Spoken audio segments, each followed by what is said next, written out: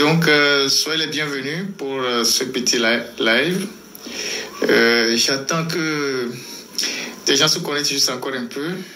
Et puis, bon, on va parcourir quelques sujets d'actualité.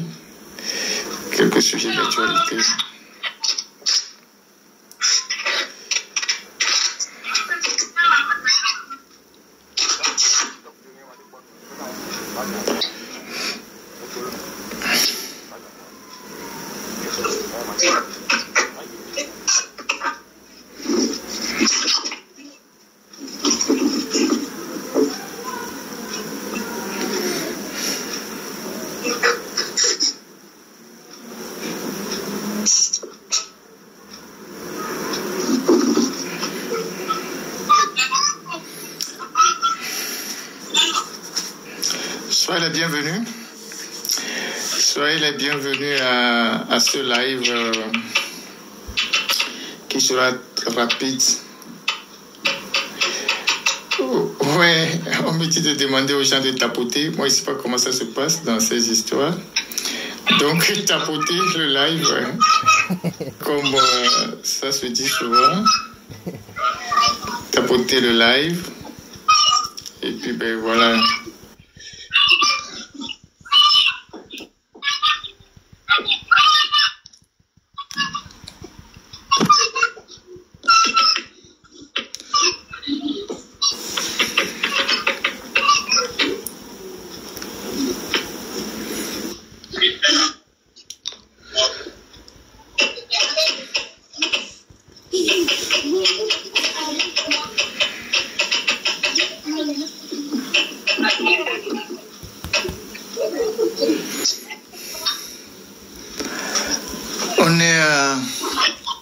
On est à 300 personnes. Encore quelques invités. Et puis on va commencer. C'est juste quelques minutes d'échange.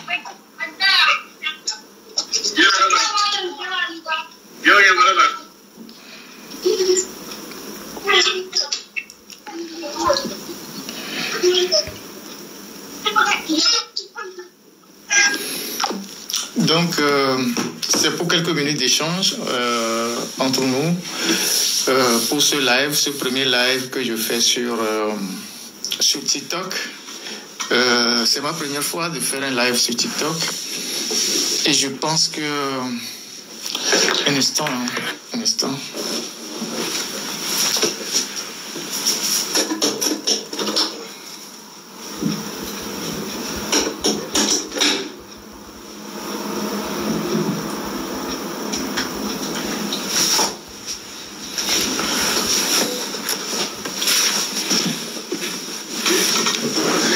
Donc, c'est la première fois que je fais un live sur TikTok et je pense que pour ce premier test, ça sera une réussite. Donc,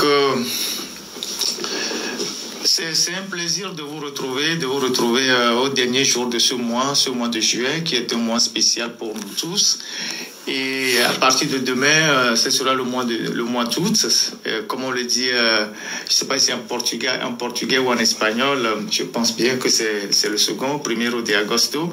Et donc, je profite pour souhaiter un bon mois et un fructueux mois d'août à tous les amis, à tous les compatriotes, tous ceux qui nous suivent à partir de ce live.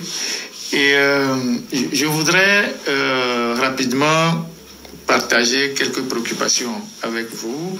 D'abord, dire merci à tous ceux qui m'ont envoyé plein de remerciements par rapport au sujet de l'ambassade d'Allemagne sur les rendez-vous, sur la question des rendez-vous. C'est vrai qu'on a tous appris une bonne nouvelle, en tout cas pour le moment, une première étape, après le live de la dernière fois sur les difficultés que nos compatriotes éprouvent à obtenir auprès de l'ambassade d'Allemagne les rendez-vous, des rendez-vous qui sont pris en otage par un réseau d'individus qui prennent de l'argent chez des concitoyens et qui bloquent la plateforme sur laquelle les gens prennent les rendez-vous. Et donc,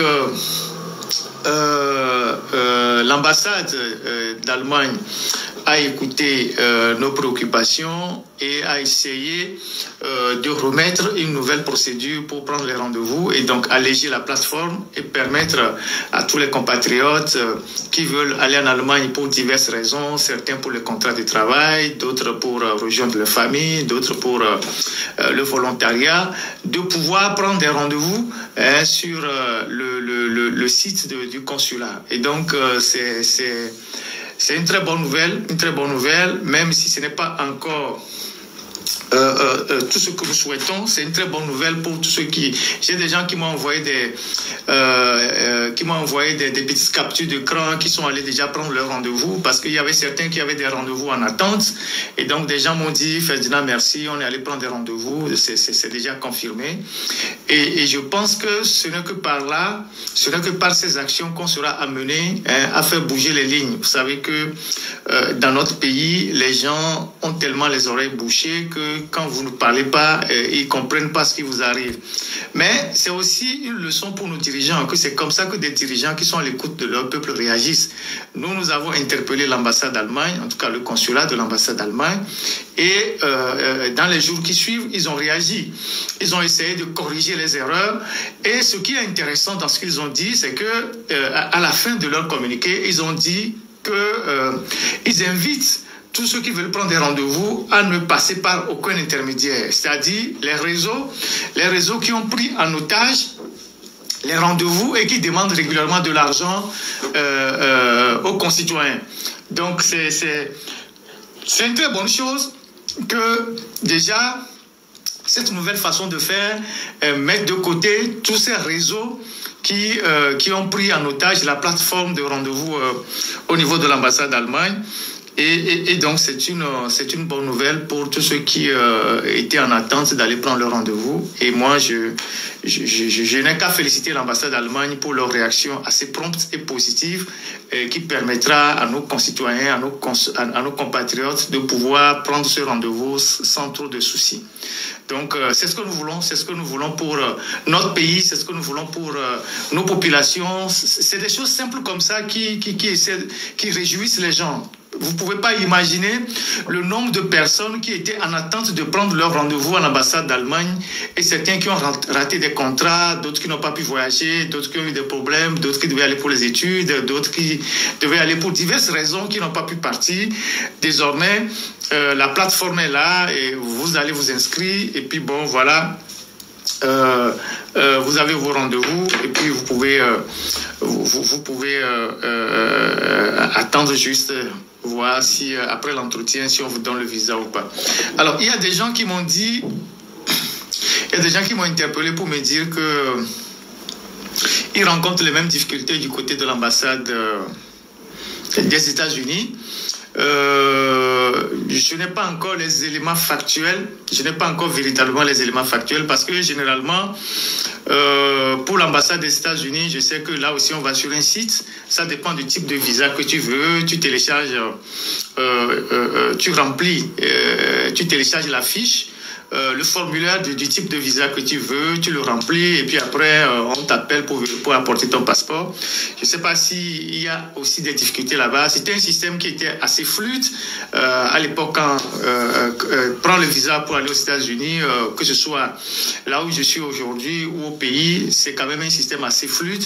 Mais s'il y a des difficultés là-bas aussi, il n'y a pas de souci, on en parlera avec les responsables de l'ambassade des États-Unis pour que, bon, s'il y a des difficultés, on puisse aussi attirer leur attention afin que, bon, ils puissent corriger les couacs qui rentrent dans le processus de demande de rendez-vous ou de remplissage du formulaire pour la demande de rendez-vous à l'ambassade des États-Unis. Donc, ce qui est important, c'est qu'on essaie d'éliminer, de dénoncer les réseaux qui rackettent les compatriotes pour, en leur prenant de l'argent, 1 million, 2 millions, 500 000, 400 000, 300 000, juste pour leur prendre des rendez-vous dans les ambassades. C'est ces réseaux-là qu'il faut éliminer en interpellant directement les responsables des ambassades. Du côté de l'Allemagne, on peut dire que ils ont écouté nos cris de cœur. Maintenant, à nos propres citoyens, à nos compatriotes, de rester vigilants et de ne pas aller donner de l'argent à des gens, à des gens qui vont vous spolier pour rien. Donc voilà le premier sujet que je voulais aborder dans ce live test que je suis en train de faire sur TikTok. On se réjouit tous, on est tous contents que l'ambassade ait réagi, c'est une bonne chose. Alors la deuxième chose que je voulais aborder avec vous, vous savez que il y a quelques jours, on avait annoncé que en marge des cérémonies Evala, il y a eu quelques petits soucis, on a arrêté des gens, on a arrêté quelques militaires, certains ont fui et tout ça. Et donc la mise à jour de cette information que je voulais vous apporter, c'est que le chef-corps du camp des Bérets Rouges, le colonel Ali, qui avait été arrêté dans la foulée des événements qu'on a connus, a été libéré il y a de cela quelques jours, je pense samedi. Il a été libéré, mais je ne sais pas encore si il a repris officiellement ses fonctions. Mais il a été libéré par ses patrons, en tout cas ceux qui ont donné l'ordre de l'arrêter. Il a été libéré et on a eu la certitude qu'il a été libéré. Quant au capitaine d'arrêt Kondi qui s'est fondu dans la nature, lui, on n'a pas toujours de ces nouvelles. Donc, le chef-corps des Bérets Rouges de Kara, qui a été arrêté en marge des cérémonies d'Evala, est libéré depuis quelques jours. Et c'est important que quand on vous apporte une information et qu'il y a une évolution dans l'information, on puisse revenir pour préciser que cette information qu'on a donnée, il y a une mise à jour, voilà comment les choses se passent. Donc, c'est pour ça que je le dis. Donc voilà, il était libéré. Il est libéré, voilà. Donc,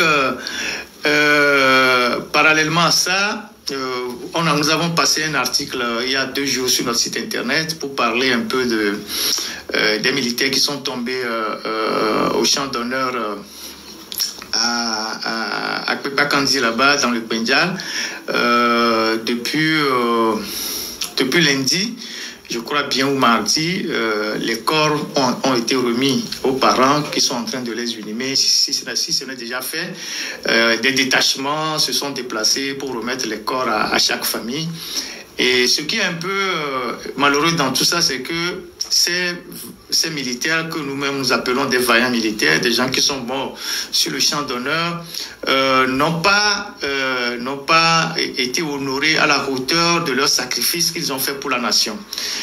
Il aurait été plus intéressant ou plus judicieux que le gouvernement, parce que depuis qu'il y a eu cette attaque-là, non seulement l'État togolais n'a pas communiqué, il n'y a pas eu un seul message, un tweet, un communiqué, ne serait-ce qu'un communiqué pour souhaiter des condoléances et présenter les condoléances aux familles de tous ceux qui sont morts pendant cette attaque du 20 juillet dernier. Pas un seul communiqué, même pas un tweet, même pas 2 phrases pour présenter les condoléances de la nation à ces parents qui ont perdu leurs enfants sur le champ d'honneur dans le Pendjal là-bas. Parce que ces petits gestes, c'est-à-dire les condoléances, les gestes d'affection, le partage de la douleur, tout ça, ça renforce l'unité de l'armée, ça amène les gens à comprendre que le peuple est derrière eux. Donc, les gouvernants n'ont rien dit sur cette attaque. Ils n'ont pas présenté de condoléances aux familles. On a juste envoyé les corps à chaque famille et on demande aux gens de les inhumer. Et dans certains endroits, il n'y a même pas eu de représentants de l'État, ni de préfet, ni secrétaire général de préfecture. On a juste remis des corps comme ça aux familles d'aller enterrer. Et ça, c'est pas vraiment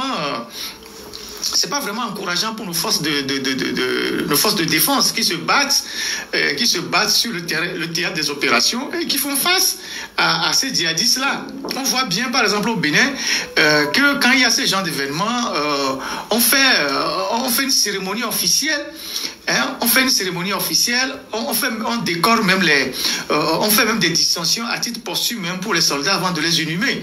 Chez nous, il n'y a rien de tout ça et on est en train d'enterrer les corps dans une certaine discrétion. C'est pas bien pour un pays. Dans plusieurs de mes interventions, depuis que même j'étais au pays, dans l'autre journal, j'ai toujours plaidé pour la création d'un cimetière pour l'armée. Dans tous les pays civilisés, dans les pays organisés, l'armée a toujours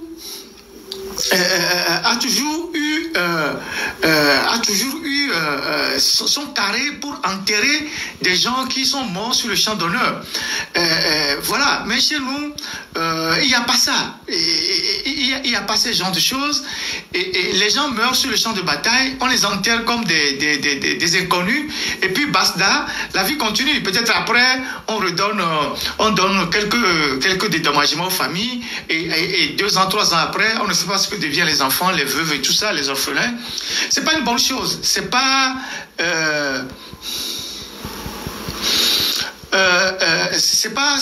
une bonne chose pour notre pays. Donc, nos dirigeants sont interpellés pour revoir leurs méthodes.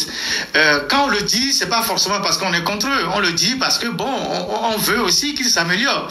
Ils doivent quand même rendre les honneurs aux fils de la nation qui sont morts sur le théâtre des opérations.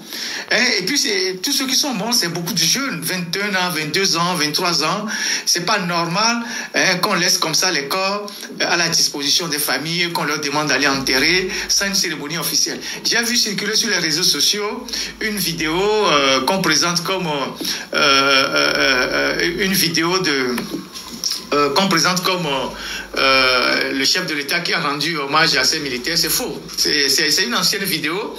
C'est une ancienne vidéo quand les Togolais, quand il y a eu des Togolais qui ont été tués au Mali et qu'on a ramené le corps, que M. Fogna Singbe est allé rendre hommage à ces casques bleus-là. C'est une ancienne vidéo que des gens essayent d'utiliser pour intoxiquer l'opinion. Mais dans le cas des gens qui sont décédés il y a quelques jours, le 20 juillet dernier, avec l'attaque des djihadistes, il n'y a pas eu d'honneur national, il n'y a pas eu d'hommage national. Et ça, c'est pas bien.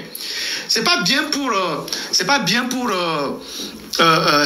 notre pays. C'est pas bien pour notre pays. Imaginez que ceux qui ont fait la deuxième guerre mondiale dans les années 1944-45 et qui ont libéré leur pays de l'occupation allemande, on continue de les honorer jusqu'à ce jour.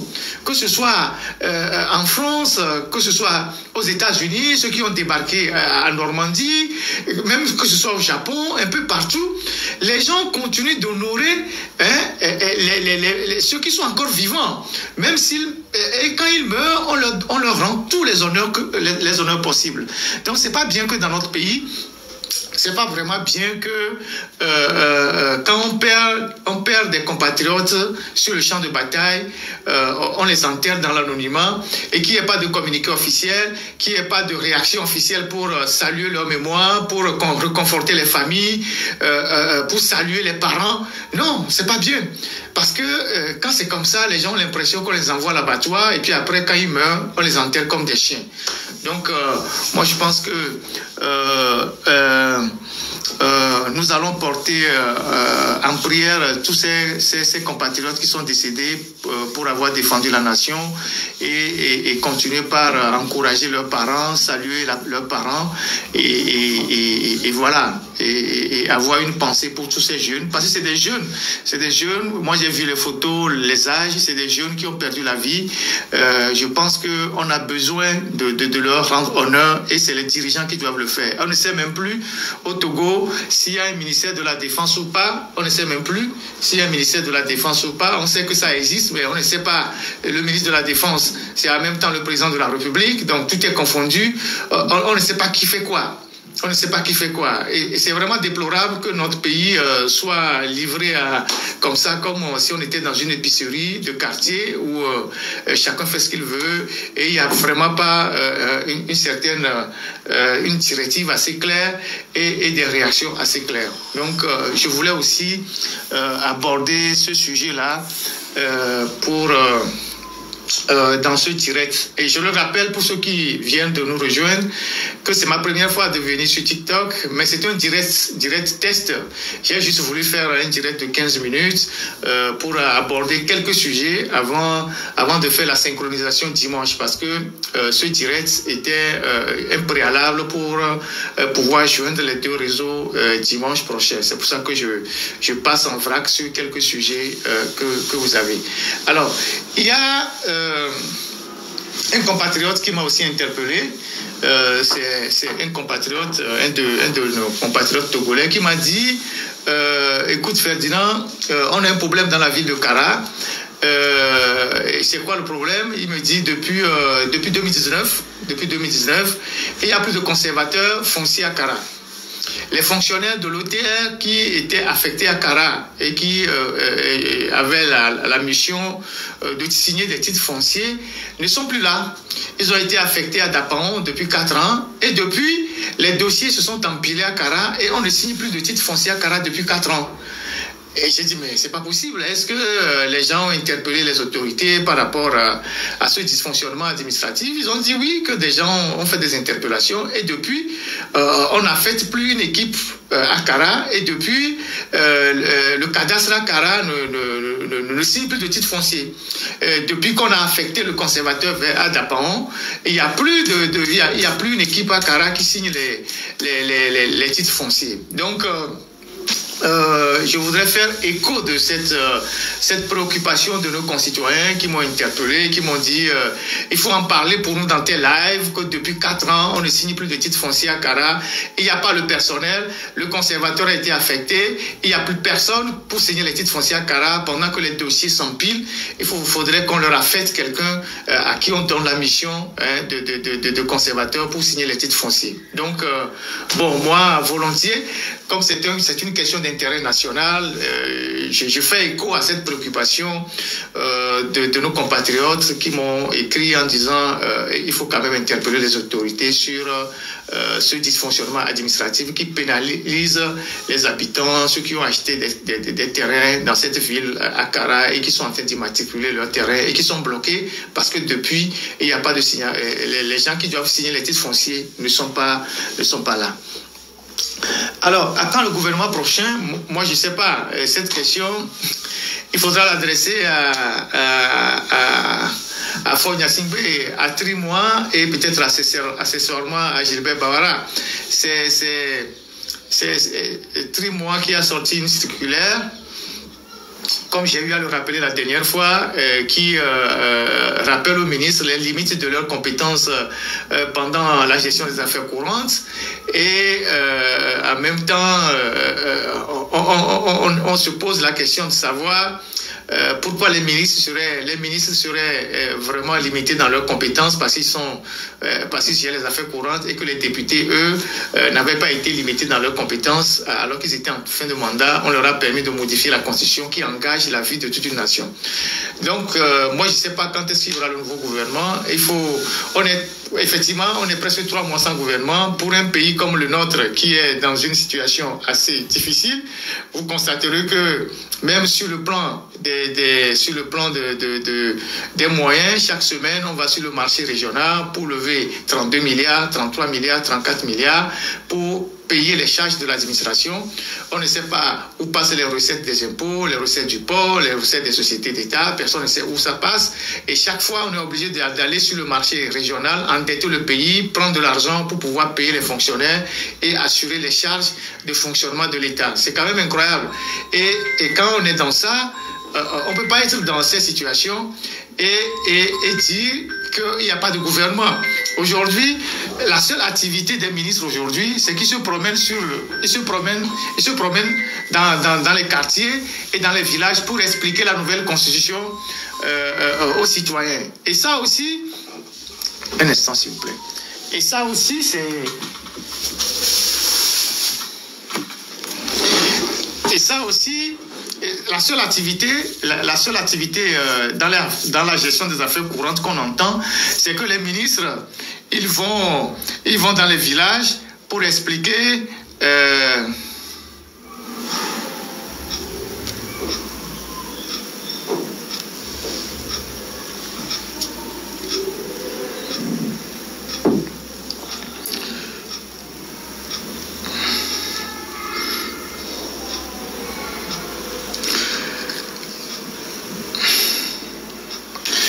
Alors, ils disent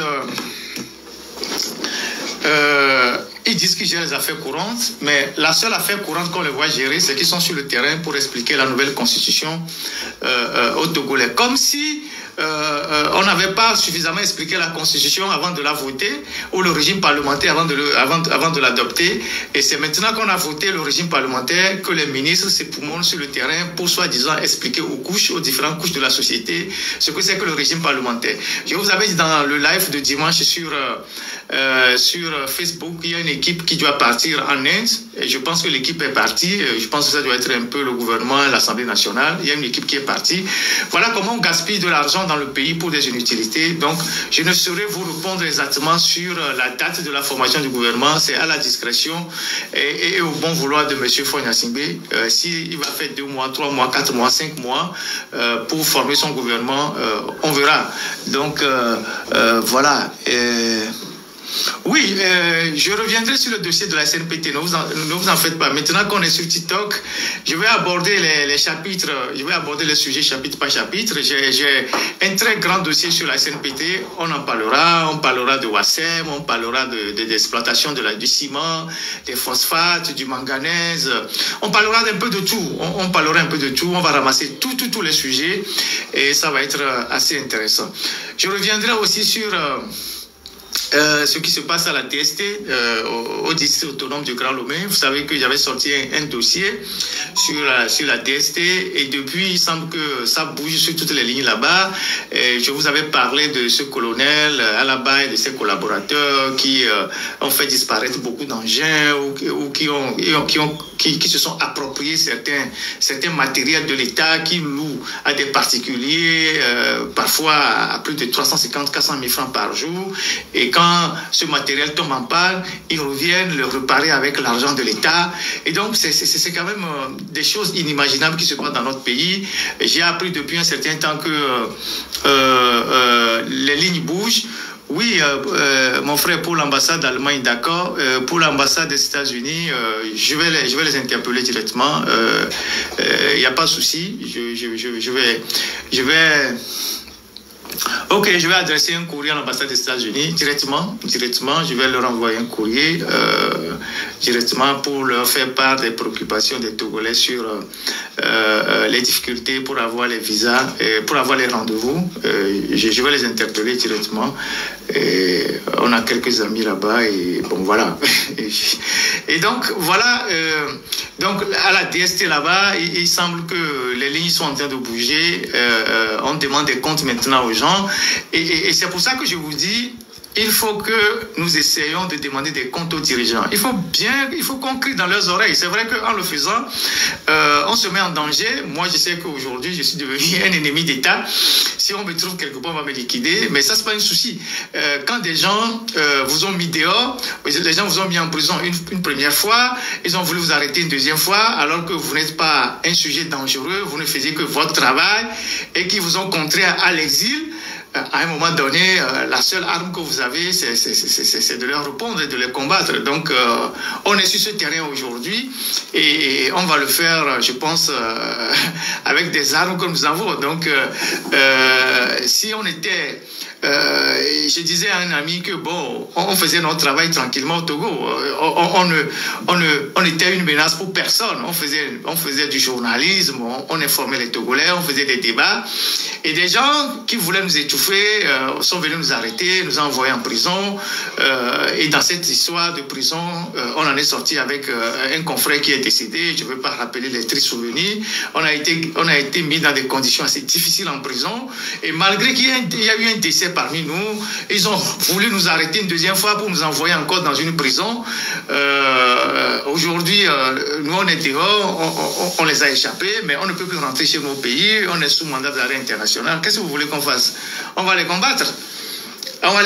Donc c'est eux-mêmes qui ont voulu. Ils ont voulu, ils ont cherché, et puis bon voilà. Mais nous on sait que partout où on est, s'ils ont la seule... s'ils ont une moindre occasion pour nous liquider, ils vont nous liquider. Mais bon, nous, on va pas on ne va pas s'inquiéter de ça et se taire. Donc, tant que ce pays ne changera pas, rien ne bougera. Tant que ces gens-là seront au pouvoir, rien ne bougera. Il faut que les Togolais se le mettent dans la tête. Et quand ils écrasent, même les plus petits, ils écrasent les gens qui ne sont même pas dangereux. Vous imaginez, aujourd'hui, c'est impossible de faire quoi que ce soit au Togo. Donc, on va aborder tous les sujets qu'on n'osait même pas aborder au Togo quand on était au Togo, les sujets qu'on n'arrivait pas à aborder, parce qu'on faisait beaucoup de censure. On faisait énormément de censure au Togo parce que, si tu abordes un sujet, tu ne sais pas comment le faire, on peut attenter à ta vie. Déjà qu'on a fait la prison, on en est sorti avec quelqu'un qui est décédé et tout ça. Maintenant qu'on n'est plus là et qu'ils nous ont contraints à partir ou à être dehors et qu'on ne peut pas rentrer aujourd'hui parce que si on rentre, on connaît notre sort, pour nous, on ne va pas les lâcher. C'est maintenant que ça commence, on ne va pas les lâcher. On serait tous restés au Togo que chacun devait évoluer dans son couloir sans trop de problèmes. Mais comme c'est des gens qui veulent faire taire toutes les voix, la nôtre ne va pas se taire. Donc, on va aborder tous ces sujets-là. Donc, c'est juste un live que j'ai improvisé. J'ai voulu improviser ce soir. Ça me sert aussi de test.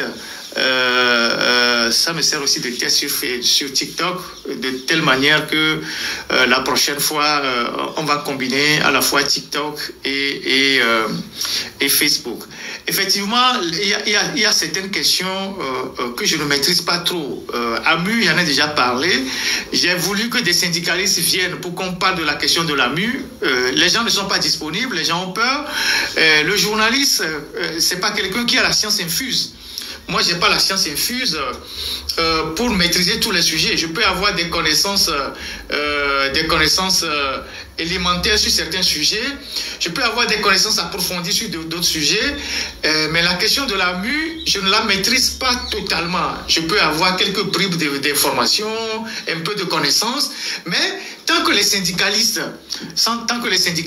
les spécialistes de la question d'assurance ne veulent pas parler, moi, c'est pas ce que je vais faire. Je ne vais pas aborder un sujet que je ne maîtrise pas et que des gens vont venir dire, voilà un journaliste qui ne maîtrise pas un sujet dont il veut parler. Bon, moi, je ne veux pas rentrer dans ça. Donc, s'il y a des gens qui maîtrisent la question de la MU et qui sont prêts à parler, on peut même les inviter dans un live sur TikTok pour qu'ils viennent nous expliquer ce que c'est que la MU, quelles sont les difficultés de la MU, comment ça se passe aujourd'hui et sur le terrain. Est-ce que c'est à leur avantage, à leur désavantage? Qu'est-ce qui se passe autour de cette assurance que l'État a mis en place pour qu'on puisse ouvrir le débat? La MU, c'est l'assurance maladie universelle que l'État togolais est en train de mettre en place actuellement et qui crée quelques dysfonctionnements avec l'ancien système qui existait. Donc, moi, je ne peux pas me lever, commencer par parler d'un sujet que je ne maîtrise pas. Je peux avancer quelques idées, mais le fond, je ne peux pas l'aborder. Sinon, je serais un mauvais journaliste, je ne sais pas. Donc, s'il y a des gens courageux qui sont prêts demain à parler de la MU, j'ai interpellé un des syndicalistes, j'ai interpellé des universitaires, j'ai interpellé plein de gens, mais les gens ne veulent pas parler. Si vous ne pouvez pas défendre ce qui est mis en place et qui vous crée des difficultés, comment vous voulez qu'on fasse? C'est ça aussi le Togo. Aujourd'hui, les Togolais qui ont la parole, c'est ceux qui sont à l'extérieur. Aujourd'hui, la parole est un peu libérée, mais beaucoup plus du côté des Togolais qui sont à l'extérieur. Mais la MU, si on veut l'expliquer, c'est pas l'expliquer contre l'État ou contre le régime, mais c'est de l'expliquer de façon basique. C'est quoi la MU? Et quelles sont les difficultés de la MU aujourd'hui? Pourquoi? Et ça, il faut que des spécialistes s'annoncent pour qu'on en parle. Mais s'il n'y a pas de volontaire pour en parler, moi, je ne pourrais pas véritablement le faire. Donc, voilà les sujets d'actualité que je voulais aborder avec vous. Dimanche, comme d'habitude, à 14h, on va refaire un live, autant bien sur TikTok que sur Facebook. On va combiner les deux réseaux, peut-être le troisième, YouTube, et on va reprendre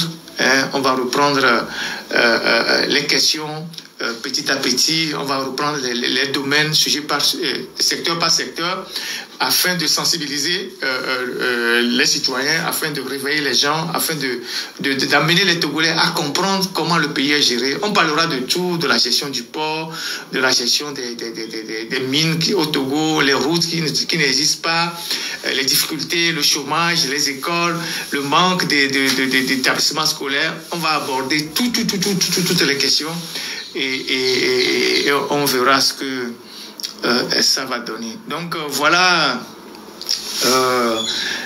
les quelques préoccupations que je voulais partager avec vous cet après-midi dans ce live que j'ai improvisé. Le lycée de 2 février qui est toujours abandonné, j'en ai parlé la dernière fois. Pendant qu'on envoie l'argent faire les conneries là-bas,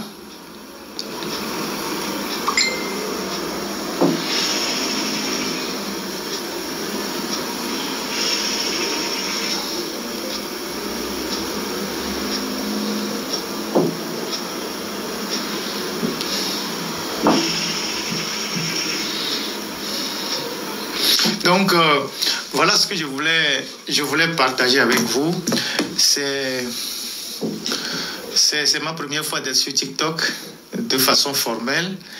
Et je remercie les 800 personnes, presque 30 personnes qui sont en ligne. C'est vrai que ça n'a pas été annoncé très tôt. J'ai voulu juste faire un texte.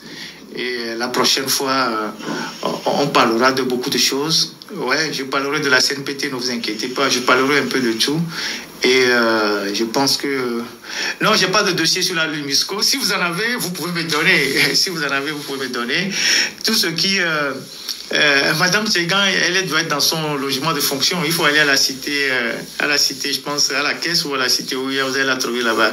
Les PAM, je reviendrai dessus. Je reviendrai sur le PAM. Je reviendrai sur la DST parce que actuellement, ça bouge un peu à la DST. Les gens sont sous pression à la DST. On leur demande de rendre compte. Dimanche, je vous donnerai des détails, les informations, les voitures qui ont été détournées, les voitures qui ont disparu, les numéros des voitures, comment ils utilisaient les voitures, en tout cas toute la gabégie qu'il y a à la DST, j'en parlerai,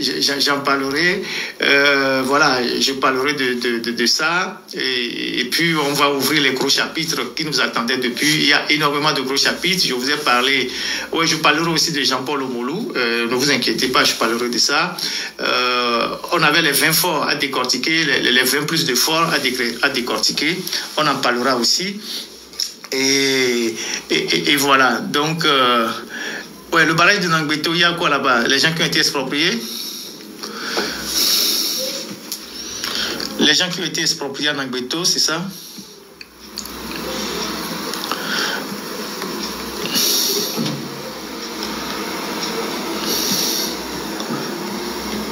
Ouais, bon, il n'y a pas de souci. Donc, la direction des services techniques de la mairie, la DST, c'est beaucoup plus eux qui gèrent les questions des ordures et qui les acheminent vers le centre d'enfouissement d'Akepe. Et il y a pas mal de magouilles là-bas. Si la ville de Lomé aujourd'hui est dans cet état de saleté, en partie, ils sont aussi responsables. Et voilà, donc c'est ce que je peux dire pour le moment sur... la famille Akbar, ils sont toujours au SCRIC. On espère qu'il y aura un bon dénouement. Donc voilà.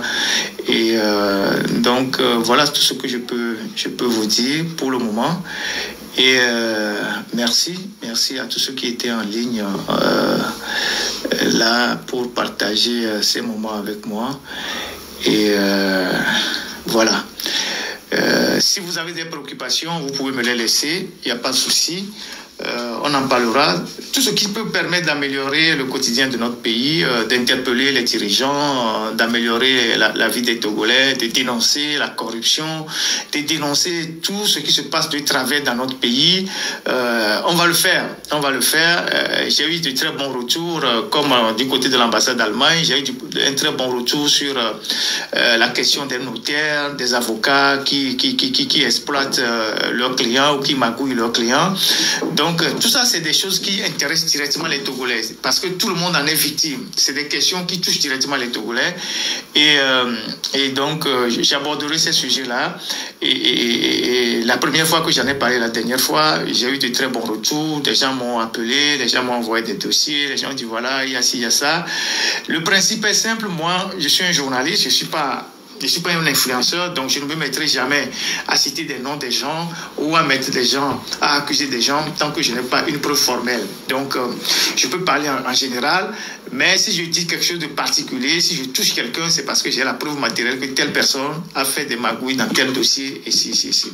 Donc, il y a des gens qui me disent, oui, il y a telle personne qui a fait ci, il y a telle personne qui nous a fait ça, il faut en parler. Non, le journaliste ne fonctionne pas comme ça. Le journaliste, ce n'est pas quelqu'un à qui vous envoyez une information et puis le lendemain, il va balancer. Non, parce que nous aussi, il y a ce qu'on appelle la responsabilité pénale. Si tu es journaliste et puis tu diffames quelqu'un, on va te poursuivre. Donc, nous, on reçoit les informations, on les traite, on les confronte avec certaines personnes avant de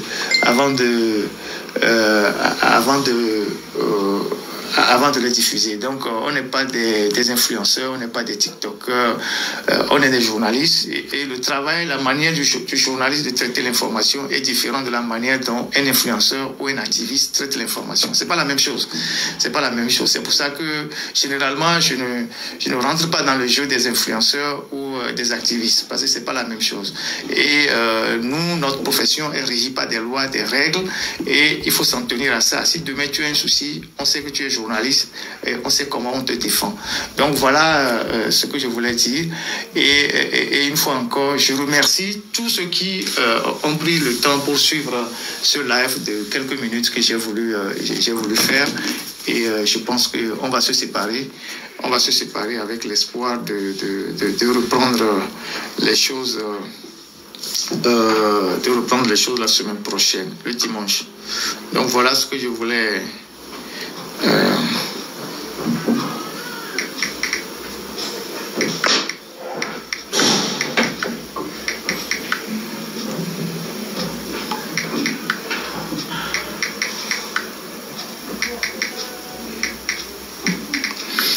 Donc merci à vous tous, merci d'être venus nombreux pour ce premier test.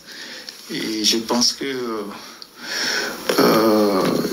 il ne me reste qu'à vous dire merci. Merci pour ce petit moment passé. Et